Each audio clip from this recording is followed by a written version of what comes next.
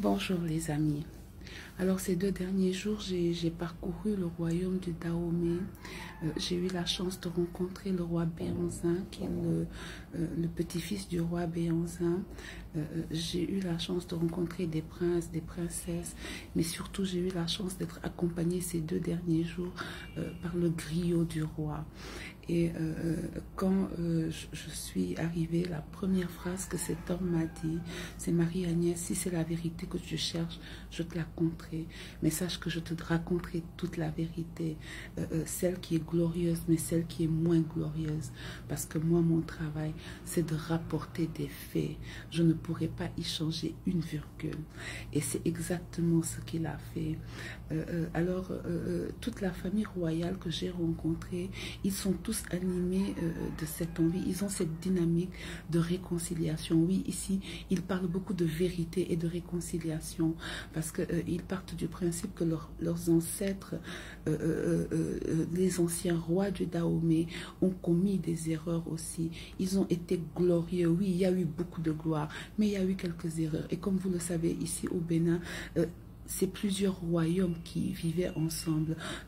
Donc, ils partent du principe que des fois, leur royaume a fait du tort aux autres royaumes voisins et que pour pouvoir avancer ensemble, enfin, il va falloir laisser les querelles du passé. Et il ne peut y avoir de réconciliation sans vérité.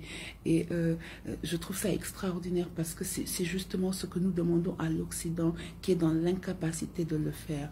Mais c'est quelque chose, c'est un travail aussi qu'on fait à l'intérieur de l'Afrique parce que comme je l'ai déjà dit, l'Afrique c'est pas un village, c'était plusieurs royaumes et les royaumes à l'époque, ils se faisaient la guerre comme dans le monde entier.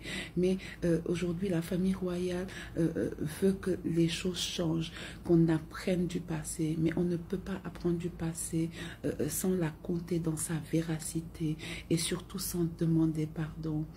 J'ai visité la fondation du roi Béanzin qui fait énormément de choses. Je vous demanderai d'aller regarder sur Internet parce qu'elle existe. Et j'ai appris tellement de choses, les amis. Ce peuple est exceptionnel. Plus je traverse le Bénin et plus je traverse même l'Afrique et plus je me rends compte que ces différents peuples que je rencontre avec différentes histoires, mais ils ont tous cette grandeur et cette envie de reconstruire l'Afrique ensemble, car aujourd'hui ils savent que nos ancêtres ont vécu dans leur époque, mais nous allons devoir laisser quelque chose de mieux pour nos enfants. C'est magique. Le royaume du Dahomey.